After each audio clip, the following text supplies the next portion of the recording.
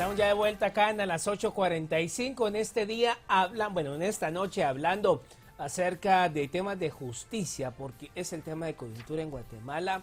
Y pues bueno, hablamos ahora en este segundo segmento acerca de la conformación de la Corte Suprema de Justicia, atropellado proceso, que pues bueno, ya hemos hablado en el primer segmento aparte de ello, pero esta semana con la recaptura de Gustavo Alejo, señalado de interferir precisamente en el proceso de selección de aspirantes a magistraturas de Corte Suprema de Justicia, pues ha pues levantado bastante polémica, opiniones de todos los sentidos en torno a si ya caducó este sistema de comisiones de postulación, si hay posibilidades, si reformando la Constitución se puede blindar. Es un tema de normativa, es un tema de personas. De eso vamos a hablar y le presentamos a nuestros invitados en el estudio, Justo David Pérez Gramajo, abogado constitucionalista, y Christopher Nazareno Calderón, abogado penalista. Los dos, bienvenidos acá a las 8:45.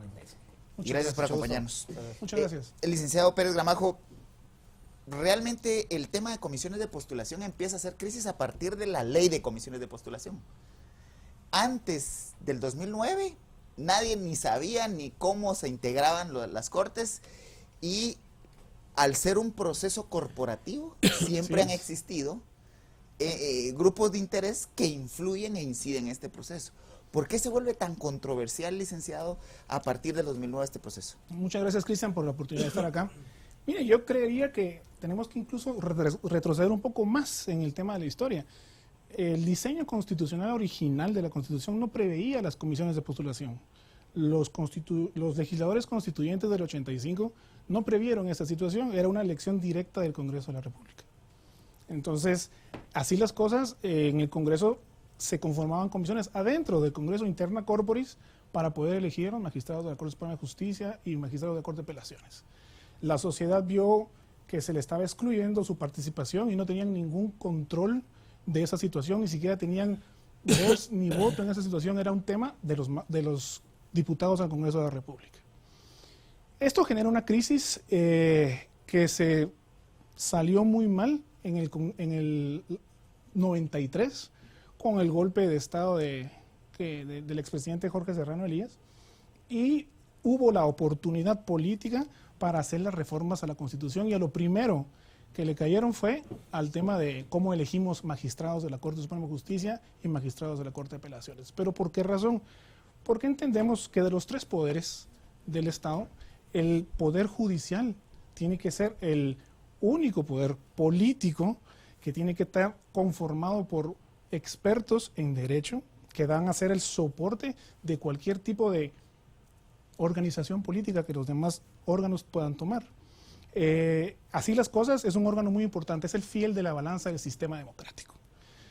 La política pública no puede tener ningún sustento sin una materia jurídica que sea su contrapeso y que sea la que viabilice llevar a cabo las políticas públicas.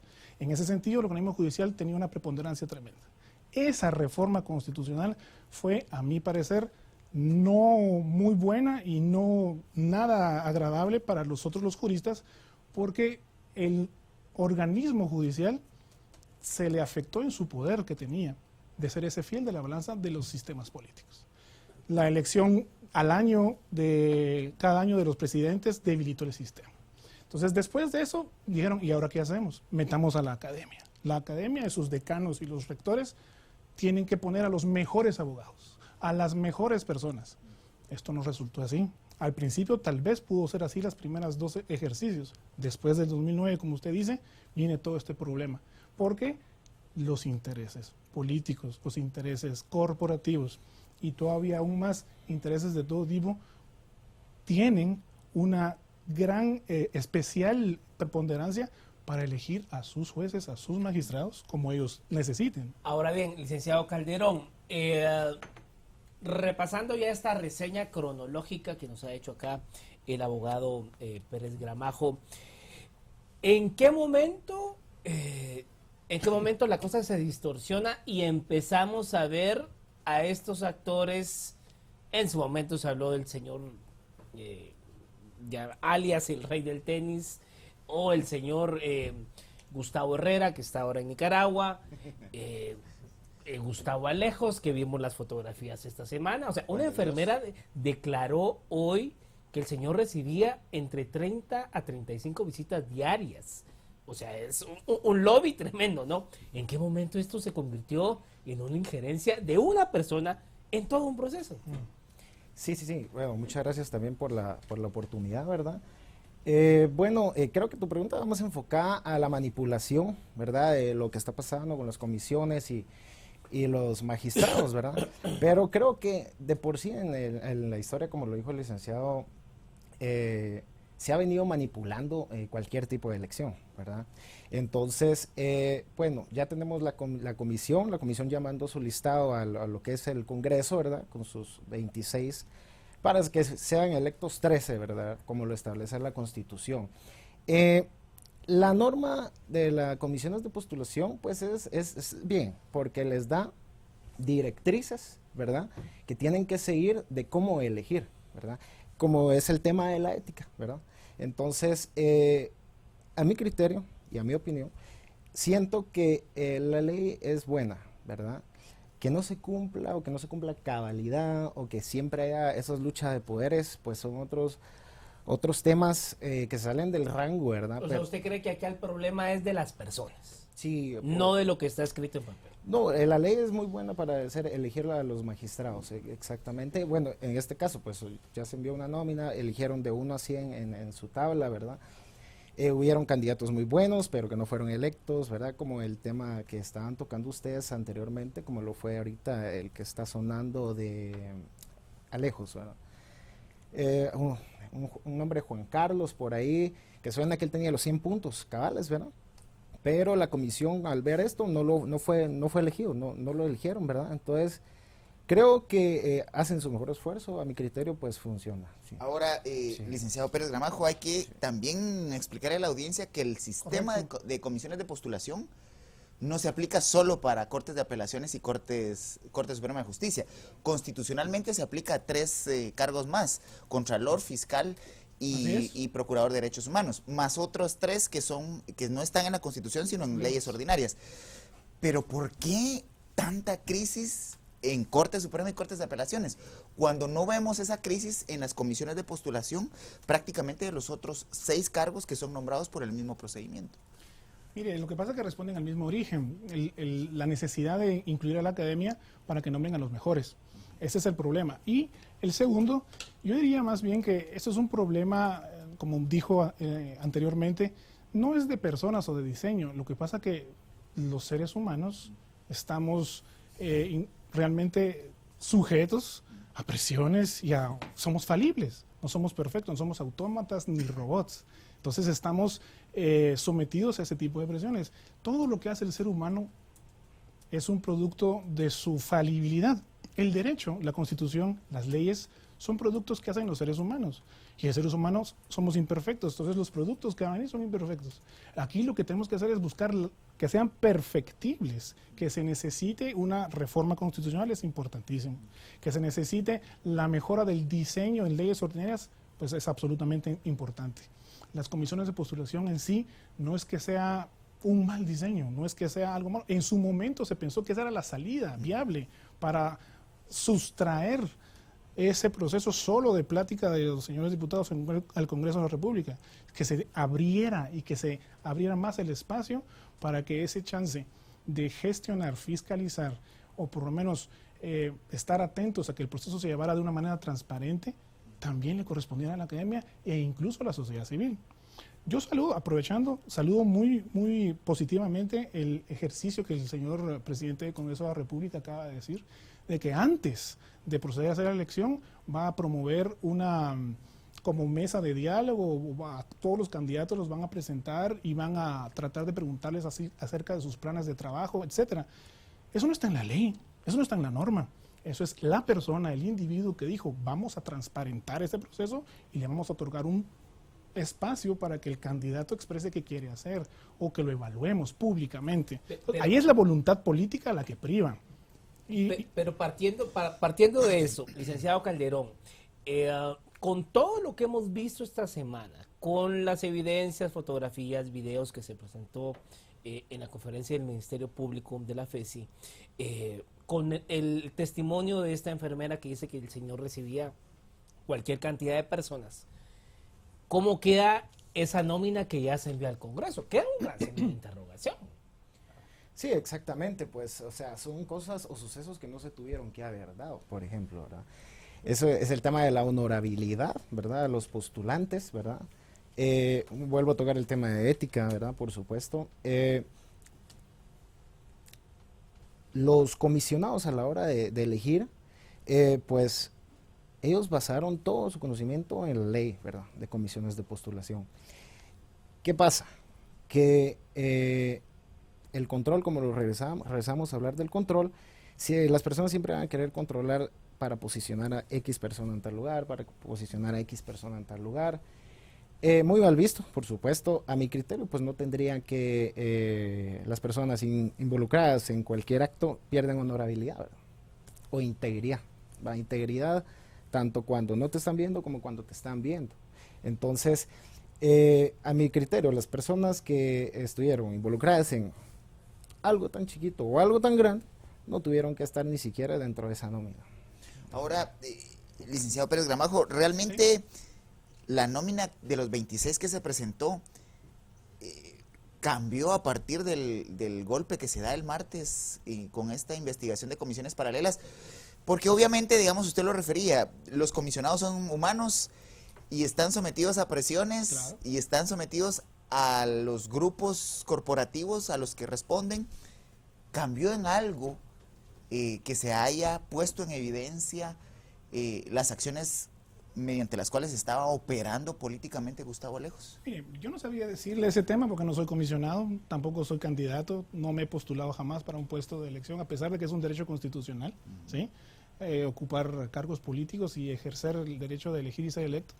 Además es un deber cívico que como guatemaltecos tenemos que hacer, máxime como abogados, de velar por la transparencia del organismo judicial. Vea, yo no sabría decirle si cambió o no. Lo que sí sabría decirle yo es de que es necesario que el sistema cambie. Y así como también este señor que usted menciona ha estado posiblemente, no se sabe, posiblemente ha estado haciendo este tipo de situaciones, yo creo que también hay otros grupos haciéndolo. Claro. Y también así como él responde a ciertos intereses corporativos, como usted le llama, también tiene que haber otros grupos, claro, que hacen esto, grupos de la sociedad civil que todavía no han salido a la luz, o todavía los medios de comunicación no los han cubierto, o tal vez el Ministerio Público no ha investigado, o sea, pero que también está haciendo. Todos quieren su cuota. Todos los grupos de la sociedad civil, organizados o no organizados, quieren su cuota. Y cada quien quieren sus jueces, a eso me refiero, quieren sus jueces. ¿Por qué razón? Pero eso es bastante perverso, ¿no? Mucho. ¿Y por qué razón? Porque quieren que cuando sus alegatos o sus promociones de temas políticos, su agenda política, llega un momento en que no hay un diálogo político y tenga que sustraerse al tema jurídico, su juez sea el que le resuelva, su juez le ayude. Entonces eso es bastante perverso, como usted dice. Ahora, en todas las Cortes Supremas de Justicia del mundo, las elige el Congreso de la República. Llámese Parlamento, llámese unicameral, bicameral, eso es claro. ¿Por qué razón? Porque es uno de los poderes públicos del Estado. ¿Y cómo se llama nuestra Constitución? Se llama Constitución Política de la República. Están sujetos a temas políticos. La política bien entendida, no como el arte de lo posible, no. Es un tema de la política bien entendida como articular las diferentes administraciones y los diferentes intereses de la sociedad. Política en sí nos remite al concepto de la polis griega, que es la cosa pública, el ejercicio ciudadano de los deberes y derechos, bien entendida. Entonces aquí lo que necesitamos hacer es promover un foro o un espacio de discusión de una reforma no solo constitucional, yo diría que una reforma integral del diseño legal de cómo elegimos a estas autoridades. A mí me encantaría ver a los mejores abogados, a los más calificados, a los más doctos, a los más probos, integrando las cortes, porque ellos van a tener la garantía de que con esa honorabilidad que ellos tienen, van a resolver de una forma imparcial. Ahora bien, siempre que se trata el tema de una reforma constitucional, pareciera que hay un pequeño terremoto en el país, ¿verdad? O sea, claro, por supuesto. La reforma del 94, un rotundo no. Sí.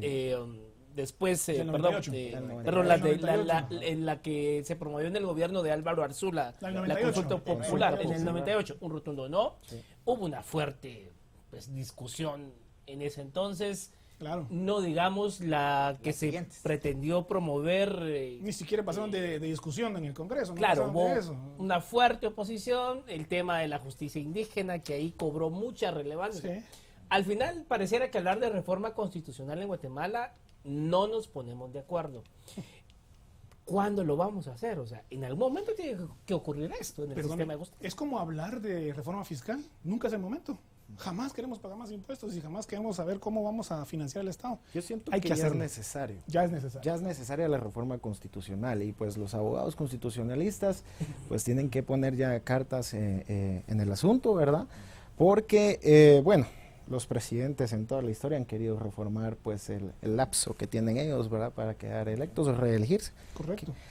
Pero no solo en ese ámbito, sino en todos los ámbitos. El derecho es cambiante y la sociedad cambia, la sociedad va creciendo, mejora, el derecho igual, lo decía Couture, ¿verdad? Entonces, la Constitución debe de reformarse, por decirlo de esta manera, actualicémosla pues, actualicémosla como estamos ahorita. Específicamente en el tema del sector justicia y la forma de elegir magistraturas, porque este problema, o sea, este terremoto que estamos viviendo, ya lo refería Christians, pasó con la Corte del 2009. ¿Sí? 2014. El 2014, Sí, que hasta ahora aquella otra vez. famosa declaración de Roxana Valdetti, Sí. que alrededor de una cama se eligió esa corte. O sea, Grave. perdón, pues, pero... Muy grave. Y ahorita este tema, o sea, ya hay 3 procesos que nos evidencia cada cosa. Ir dentro de 5 años con un mismo proceso. Esperemos no caer en eso, ¿verdad? Yo estoy muy de acuerdo con lo que dijo el licenciado anteriormente. Sí es necesario ya hacer una reforma constitucional y es necesario que empecemos a hablar de eso ya. Y como digo, reforma de las leyes incluso ordinarias y una reforma integral. Y espérense, todavía faltan las elecciones de los magistrados del Tribunal Supremo Electoral, faltan las demás comisiones de postulación que van a venir. O sea, es un problema que va a seguir siendo recurrente si no atajamos el problema ahorita. Ahora, licenciado Calderón, usted que ha planteado la necesaria reforma constitucional, uno de los temas de debate es que la Corte Suprema de Justicia tiene más funciones administrativas que jurisdiccionales. Pareciera que el interés se centra precisamente en las Cortes de Apelaciones, que es a donde van a dar los socios que se pelearon y quebraron la sociedad anónima, o los divorcios famosos en donde hay que repartir grandes cantidades de dinero. ¿Hay que ponerle más atención a la Corte Suprema de Justicia o a la Corte de Apelaciones en la elección en el Congreso? Creo que a la Corte Suprema de Justicia hay que ponerle más atención. Recordemos que es de nuestros poderes, de nuestros 3 poderes que tenemos en el Estado, ¿verdad? Pero lo que pasa con la Corte Suprema de Justicia es que la Corte Suprema de Justicia se encarga por velar por todo el órgano jurisdiccional del país, ¿verdad? Tal vez por ahí entra el tema administrativo que querías decir, pero sí, obviamente a nuestros 13 magistrados hay que ponerles más atención. Sí. ¿Está usted de acuerdo con eso? Se lo comento porque en las salas de apelaciones pareciera que le están dando requiem a todas las sentencias condenatorias. Pues, ¿no? Sí, bueno, yo creería, si bien es cierto, concuerdo parcialmente con el licenciado Calderón, yo creo que a las 2 cortes hay que ponerles atención.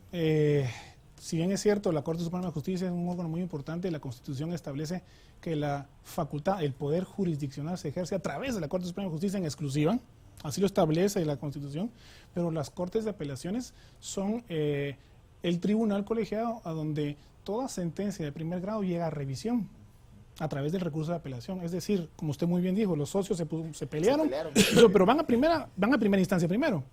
No están contentos con ese fallo, entonces recurren en un proceso de grado que se llama apelación a las cortes de apelaciones, así se llaman. Entonces ya 3 magistrados, 3 abogados con más experiencia, con más trayectoria, con más aviamiento, le llamamos, es más experiencia y conocimiento, resuelven el caso. Entonces, eso es muy importante para el país. Las cortes de apelaciones resuelven el día a día de los casos judiciales. Para nosotros, los abogados litigantes, no tener cortes integradas es un problema, porque no tenemos a quién recurrir, a quién pedir ayuda, por así decirlo, para que la sociedad lo entienda, a quién apelar para que nos resuelvan un fallo que no nos es favorable o que dejó de resolvernos un aspecto. Es algo muy, muy importante. La Corte Suprema de Justicia, su principal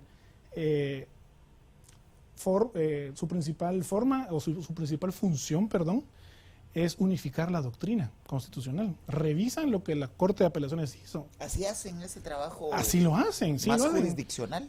Más de análisis legal, cómo aplicaron las pruebas, cómo valoraron el derecho y se dejaron de resolver algo. Entonces, el principal función, la principal razón de ser de la Corte Suprema de Justicia es unificar el criterio jurisdiccional y unificar la doctrina legal.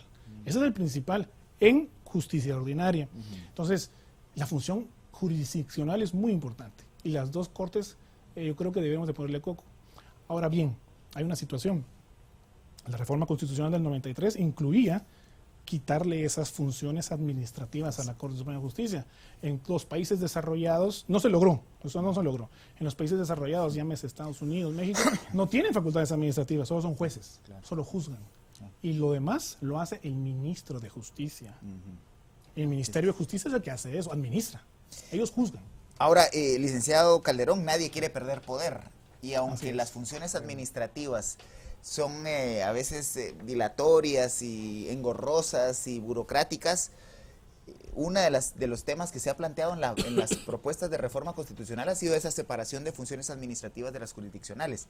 No obstante, las funciones administrativas le dan poder a la Corte Suprema de Justicia. Es correcto. Sí, como lo decía, las funciones administrativas le dan poder a la Corte Suprema de Justicia, ¿verdad? Ellos, como lo decía el licenciado, pues son los encargados administrativamente de velar por el cumplimiento de los órganos jurisdiccionales, ¿verdad? Y así lo establece la ley y la norma. Entonces, pero también en el momento de revisar fallos de jueces de menor jerarquía, ¿verdad? O de unificar la doctrina, como lo decía el licenciado, pues es otro tipo de control interno, ¿verdad? Que llegan a tener ellos. Juez que no se alinea. Tampoco funciona así. Déjeme decirle.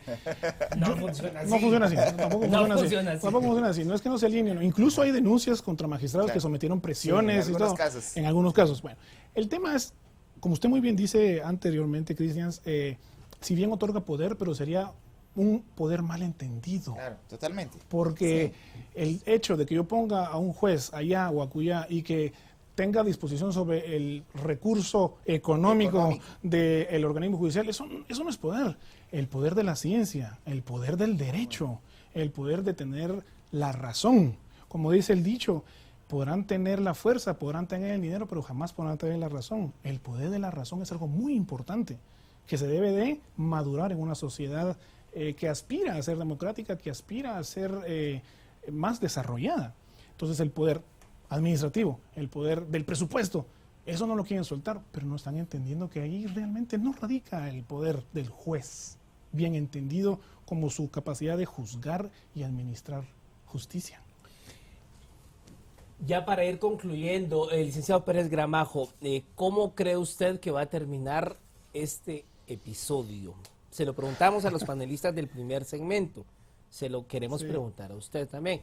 ¿Cómo va a terminar este episodio? Porque ya hay un amparo de la Fundación Bernamac por todo lo que ha sucedido en las últimas 48 horas. La AEU también presentó una recusación contra el comisionado Monterrosa, que fue el que dijo que sí, que efectivamente los habían citado para votar por determinadas personas. O sea, ¿cómo cree que va a terminar todo esto? Mire, es lamentable lo que se está dando, es muy lamentable todas estas declaraciones y estos vaivenes que no debían de ser parte de un proceso, en primer materia, un proceso jurídico, un proceso que está establecido en la ley. ¿Cómo va a ser y cómo va a terminar? Yo no tengo la bola de cristal para decirle cómo va a ser, pero ¿qué es lo que yo esperaría que pasara? Yo esperaría que este proceso llegue a un feliz término y que elijan a los mejores y que se pueda elegir a los mejores magistrados. Los amparos que se han interpuesto, pues bueno, tienen el derecho constitucional de petición. Y entonces los órganos jurisdiccionales van a tener que tramitar esos amparos y resolverlos. Para eso están los órganos jurisdiccionales. Ahora bien, hay que tener en cuenta también de que muchas de estas organizaciones caen en el abuso del derecho, ya no su uso constitucional de petición, sino también abusan de esta figura. Y recordémonos que para interponer un amparo necesitamos ser agraviados. ¿Qué agravio le causa a una organización ONG, una organización que este problema se esté dando? ¿Qué agravio hay? O sea, tendremos que analizar en su contexto las situaciones que se dan. Ahí ya no hay un derecho de petición. A mi manera de ver, habría un abuso del recurso de amparo. Ahora, licenciado Calderón, aunque la legitimación del interponente puede estar en debate, la preocupación es que ahora ya está esto en el Congreso. Es decir, ya las nóminas para las 3 cortes, tanto Apelaciones Suprema como Tribunal Supremo Electoral, ya son una potestad del Congreso. ¿Qué debiéramos de exigirle al Congreso para que, a pesar de todos estos problemas jurídicos, que como ya se había referido, en el 2014 hubo más de 17 amparos en contra de las comisiones de postulación? Entonces, al final, ¿cuál es la obligación de nuestros representantes en el Congreso para la elección de Corte Suprema de Justicia? Excelente.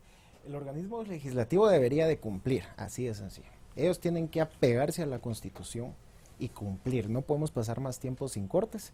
Ellos tienen que elegir ya a nuestros representantes, por decirlo de esta manera, como que es Corte Suprema y lo de las demás cortes, ¿verdad? Acciones de amparo siempre van a existir. Acciones de amparo siempre van a existir y frenan. Lastimosamente, cuando es algo político, los juzgadores llegan al punto de que, démosles el amparo provisional. Solo porque si no se me viene encima. Entonces, no tendríamos que caer a eso. El juzgador tiene su sana crítica por la cual se tiene que basar.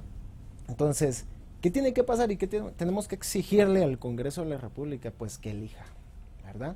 Que él ya tiene su listado, ¿verdad? Tiene que convocar, elegir, pues como dicen ahí, a levantar la mano, ¿verdad? Pero sí, eso. Bueno, muchas gracias a los dos por haber estado con nosotros hablando sobre este importante tema de coyuntura esta semana. Cristian Castillo también por acompañarnos en esta emisión. A ustedes gracias por sintonizarnos y tengan un feliz descanso.